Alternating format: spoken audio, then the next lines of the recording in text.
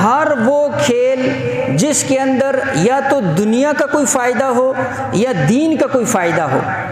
دنیا کے فائدے سے مراد یہ ہے کہ انسان اپنے جسمانی اعتبار سے فائدہ اٹھائے۔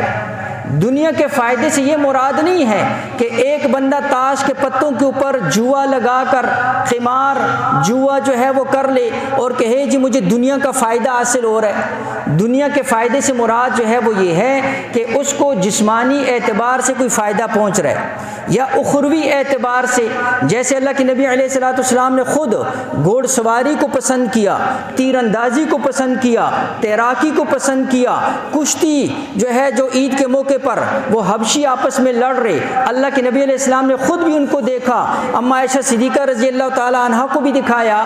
یہ وہ کھیل تھے کہ جن کی آگے جا کر جو ہے جو بنیاد پڑنے والی تھی۔ اصل مقصد جو ہے وہ کیا تھا کہ اسلام سستی کو پسند نہیں کرتا، چستی کو پسند کرتا ہے۔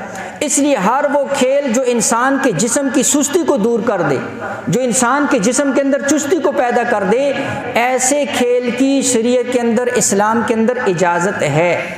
اور وہ کھیل جو دینی اعتبار سے یا دنیاوی اعتبار سے یا شریعت کے اندر جو ہے اس کی کوئی حاجت نہیں ہے، دنیاوی اعتبار سے کوئی حاجت نہیں ہے، ایسے کھیل کو مکروہ قرار دے دیا گیا ہے۔